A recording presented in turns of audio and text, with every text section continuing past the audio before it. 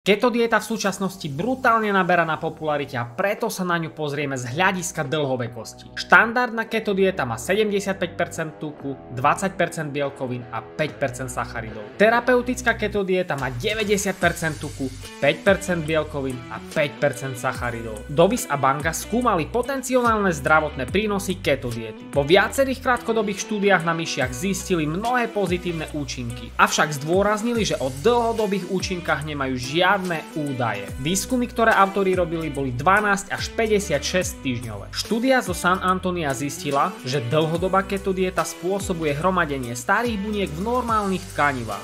Môže tak urýchľovať starnutie vo viacerých orgánoch vrátane obličiek a srdca. Podľa Univerzity Chicago Medicine môže keto dieta spôsobovať nízky krvný tlak, obličkové kamene, zápchu, nedostatok živín a zvýšené riziko srdcových ochorení. Harvard Health Publishing uvádza, že keto dieta môže spôsobovať srdcové ochorenia, nedostatok živín, problémy s pečeňou, problémy s obličkami či zápchu. To, aké sú dlhodobé účinky keto diety, ešte stále nie je známe. Je preto na uváženie, či s keto dietou začneš. V súčasnosti sa však keto dieta ukazuje ako efektívny spôsob chudnutia. Odporúča sa však nedržať ju dlhodobo alebo si s ňou robiť pravidelné prestávky.